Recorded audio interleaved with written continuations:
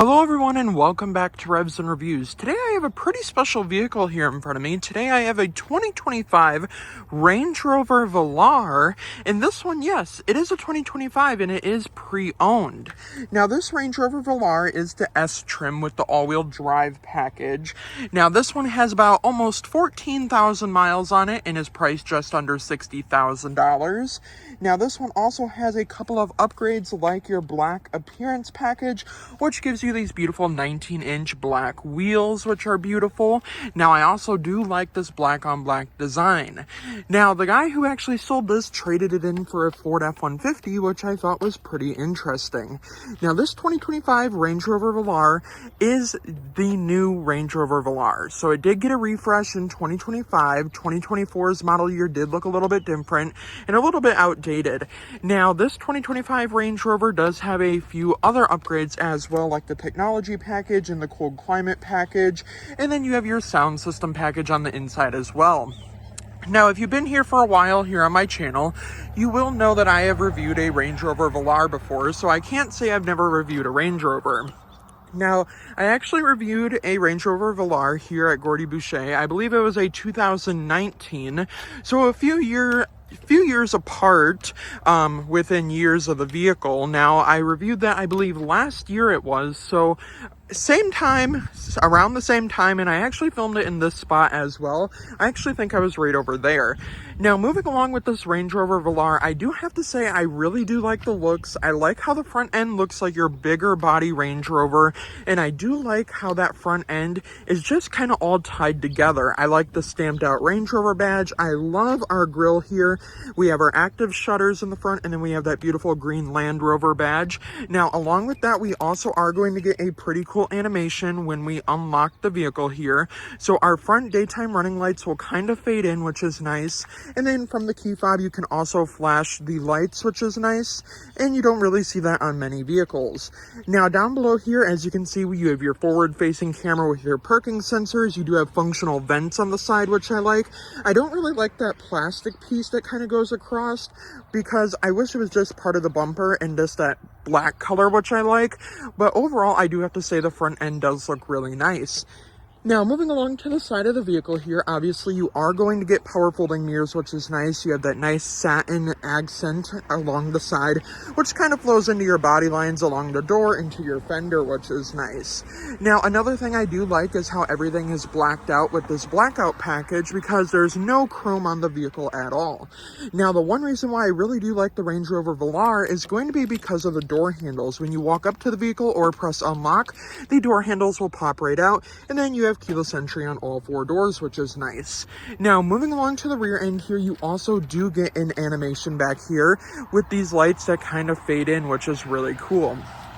Now, not only that, you have your parking sensors down below, which is nice. I do like how this rear taillight kind of flares into your rear quarter panel here, which is nice. And then moving along to the back here, it does look like any other Range Rover Velar, but you are going to get that Range Rover badge stamped in. You have your Velar badge, and then of course you have your license plate area with your camera. And then up here you do have your rear windshield wiper tucked under here under this wing, which is nice. And I do like that because it looks more clean and it kind of cleans up this area right here. Now, the other thing I really do like is going to be this silver color down here.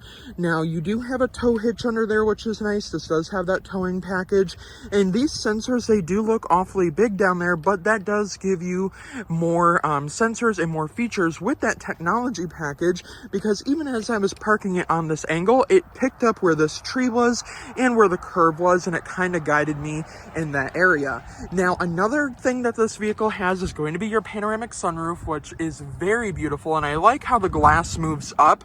It does give it that luxurious look, because this is considered a luxurious high-end quality vehicle. Now, obviously, I have reviewed a Range Rover before, but I have to say this Range Rover is absolutely beautiful. And considering it's brand new, I gotta say, it looks absolutely gorgeous. So let's take a look under the hood and see what's powering this Range Rover. Now, moving along underneath the hood here, we do get a powerful engine under here. We get a 2.0 liter turbocharged engine pushing 247 horsepower and 269 pound-feet of torque with 22 in the city, 26 on the highway with all-wheel drive. And with that towing package, you can tow up to 5,291 pounds, which is actually pretty good for a Range Rover because, I mean, honestly, if you're driving a Range Rover, you probably won't be towing anything with it, but just in case, you do get that towing capability with this Range Rover. Now, again, I do like the fact that we have the dual exhaust in the back. I like the fact that we have power folding mirrors, and this blackout package kind of gives it that luxurious vibe and kind of a sporty vibe along with that luxurious kind of accented detail, which I like. Now, overall, I gotta say, I love the exterior of the vehicle. Now, I do wish it was a little bit more powerful underneath the hood, including for $60,000, but brand new, this vehicle was priced just around $70,000. So even though it has 13,000 miles, you are still getting a pretty good discount because it is considered used. So let's hop inside and let's view this beautiful, gorgeous interior and go over and see what Range Rover offers. Now, moving along to our interior here, I did believe that this interior was black at first. It doesn't really pick up on camera, but this interior is actually blue, and coincidentally, it is the same interior that I had reviewed on that 2019 Range Rover Velar, which I do think is a pretty cool coincidence. Now, moving along to our driver door panel, we have that upgraded 19-speaker audio system. We have 3 memory seat adjustments, power folding mirror adjustments. Obviously, we have our speaker right here, not a big enough cup holder for a Stanley Cup, and then we have our silver plated door handle, which is nice. And this right here is all like a leather material, and this is actually blue up here. It is very interesting that it is a blue color, and I do really like it. Now, moving along to our seats here on the interior, we do have our 12-way power adjustable seat for the driver and passenger.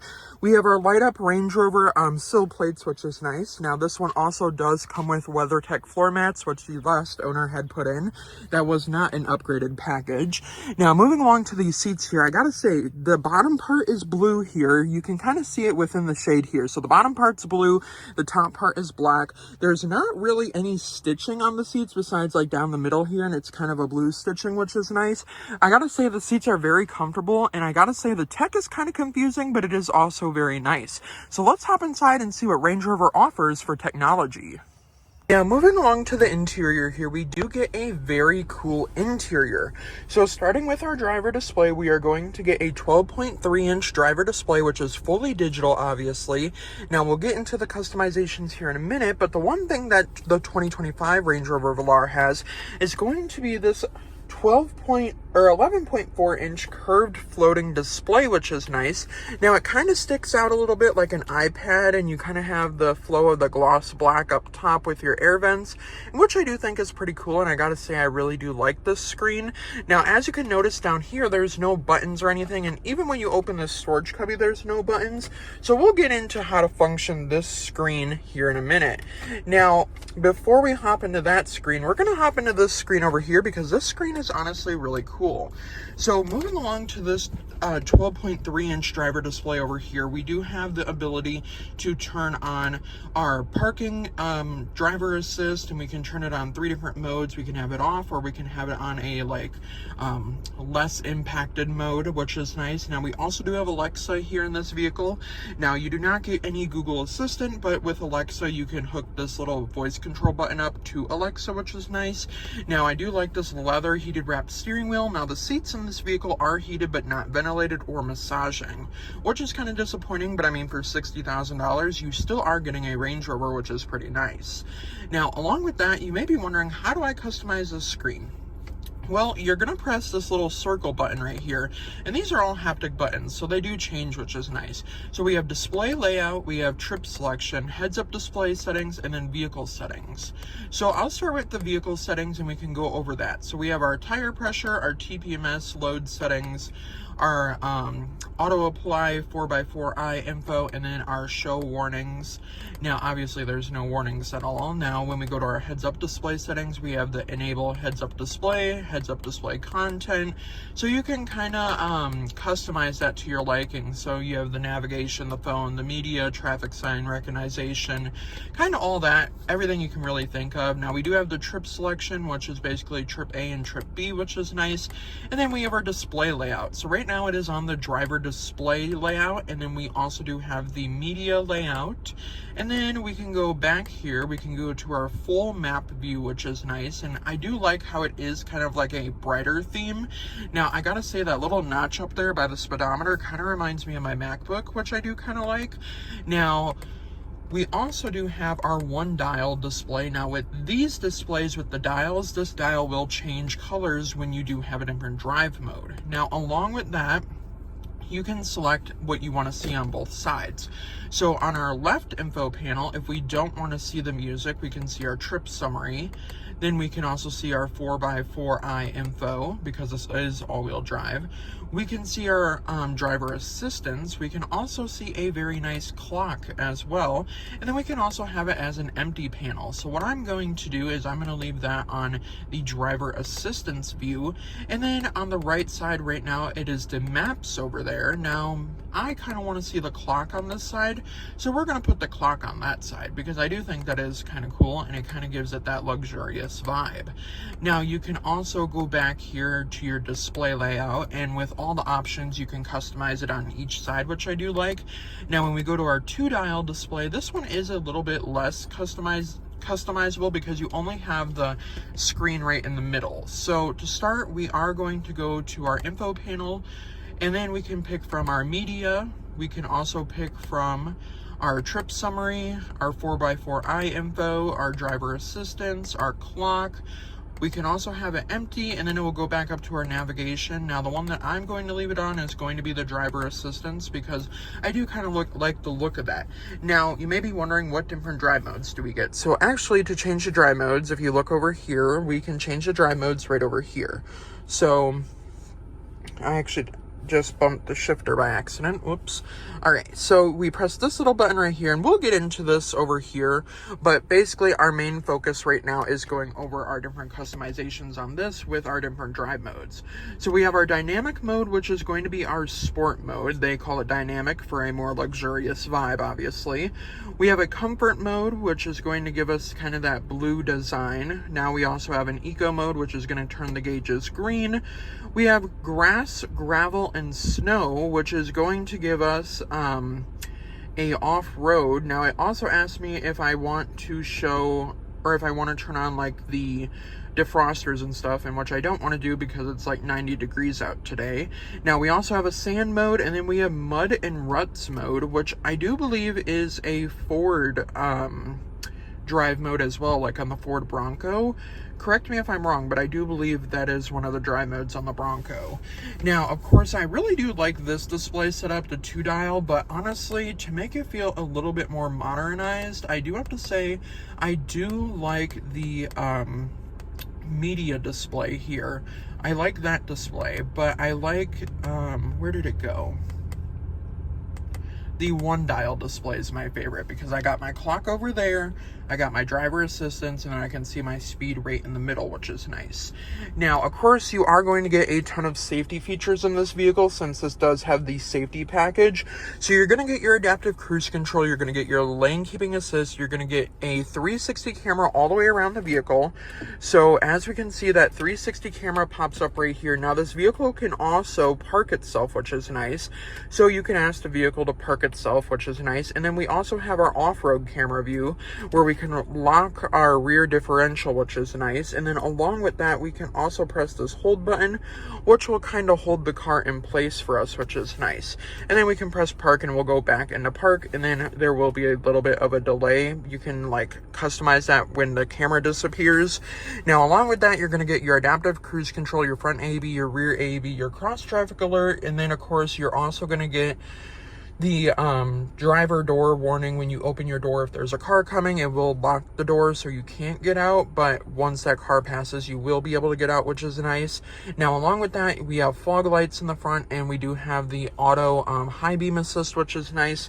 Now, along with that, you are also going to get your steering assist, your lane keeping assist, your blind spot monitors. Now, along with that, you're also going to get your adaptive cruise control with lane change assist, and as well as that, you are going to get the stop and go feature as well, which is nice. Now, with our heads up display up there, it's not as customizable as you would think it would be. It just basically shows you your in your lane, your speed, and then what gear you're in, which I mean, I do like because it is still a heads up display. Now, the one thing you're not going to get is a digital rear view camera, which is okay, but I would have liked to seen a digital rear view mirror. Now, you do get 3 garage door opener selections, which is nice, but I would have liked to seen something a little bit more more unique with that rear view mirror.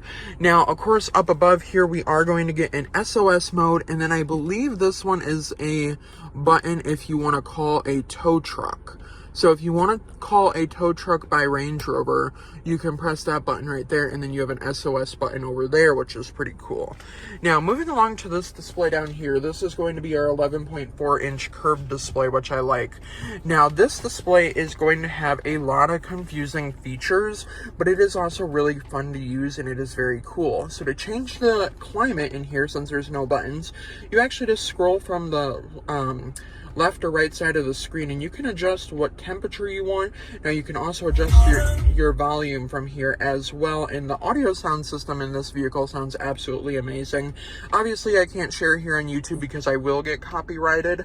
Now, of course, we do have our shortcut mode over here. We can turn auto stop start off, we can turn our heated seats on and our heated steering wheel, we can turn max AC on as well. We have our navigation right here, we have our phone, and then if we slide over here, we have our media, compass, and weight sensing, which is interesting. We have our energy impact, we have our driving style, we have our wheel info, we have our slope assist, and then we can also edit this these widgets.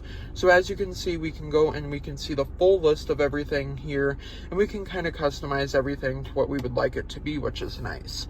Now, along with that, if we press the little navigation button, it will take us to all of these different areas. Now, obviously, this is where that guy was going who owned it before us, but as you can see, it's a very responsive map. And then you can go to your audio sound system here, and you can kind of see that you have your Apple CarPlay, Android Auto, Sirius XM, and your AM FM radio, which is nice. And then when you go up here, you can view your accounts, because you will have different accounts, and you can set that up via the Range Rover app, because you can customize which driver you want with each key fob. Now, along with that, you can also start the vehicle from the app as well, which is nice. Now, you also have your favorite playlist and then your media player as well, which is nice.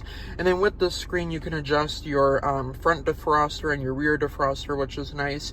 And then when you go back down to your home screen, you can go over all those different options as well.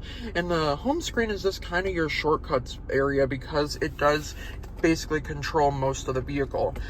Now, obviously, when we pop it in back into reverse here, we do get the full 360 camera view, which is nice. And then we get a 3D view as well. Now, along with that, we're also going to be able to have our active park assist, which is nice. Now, along with that, when we pop it into park here, there will be a camera delay here. Now we can go back and see our 3D view, but I'm actually very curious on how it knows where each and every corner is of the vehicle. And as you can see, it's a very detailed map here around the vehicle, which I do like. And I gotta say, it is very detailed, and I really do like that. Now, we also do have our park assist. Now, it's gonna tell us to drive forward to find a space. Now, it doesn't really tell me if it's gonna parallel park for me, or if it's gonna pull right in or reverse. So that is kind of confusing, but if we go back here, we can press our home button and we can go into this area here. Now, this vehicle also does have a Wi-Fi hotspot with 4G, which is nice. Now, if we open this here, I do like this satin silver color down here. Now, down here, we are going to get a very deep storage pocket down here with a wireless charging pad, a USB-C charging charging port, and then a little change compartment. This is your wireless charging pad, and then to close that, you can close it up just like that. And then, of course, we do have this very interesting type of center console here. So there's no charging ports, or actually there's a USB-C port down here, which is nice, and then that very deep pocket. I do like that both sides open separately, which is very cool. Now, the other thing that I really do like is going to be this dashboard, because it is very soft. It's a soft material. I like the gloss black across the front of the dash. Usually I'm not a fan of gloss black, but including down here, I really do like that gloss black. It kind of gives it that luxurious feeling. Now, along with that, you will get ambient lighting in here, but it's not customizable. So like during the nighttime, it's only going to light up white during your throughout your door panels and stuff.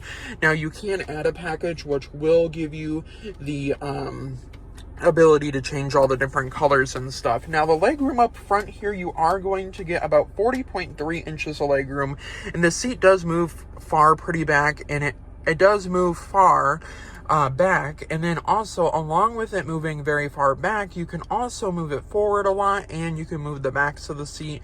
And with the 3 memory seat adjustments, that does make it a little bit easier to customize it to your liking. Now, along with that, not only are these seats very comfortable in the front here, but you're getting a lot of customizations up here. And I gotta say, for $60,000, you are getting a lot of features that most $60,000 vehicles don't have. Now, I gotta say, I really do like the interior of the Range Rover here, and I really do like how spacious the front seats are. So let's hop into the back seats and see what's shaking in the back seats. Now, moving along to the rear end of the vehicle here into our back seats, we do get that nice blue accenting. We do get the silver plating accents. We do get gloss black around our window switch, a pretty big cup holder down there for a Stanley Cup, and a very soft armrest. Now, along with that, we don't get any light up door sill plates down here, but back here we do get 2 cup holders for your passengers back here. And then we do get that same dual tone seat color with our blue down here with that blue stitching, and our black seat covers here in the back, which is nice. Now, along with that, we are going to get 37.3 inches of legroom back here, which is really nice. Now, obviously, I will have to move my driver's seat up just a little bit because it's sitting back pretty far, because that way I had enough room for my tripod. Now, let's hop back here and see if a 6-foot tall person can fit comfortably in the back of the Range Rover Velar. Now, here in the back seats of this Range Rover, I do gotta say I do have plenty of legroom back here. We do get pockets on both sides, which is nice. Rear AC vents with 2 USB-C ports back here, and then we're also going to get a home power source back here.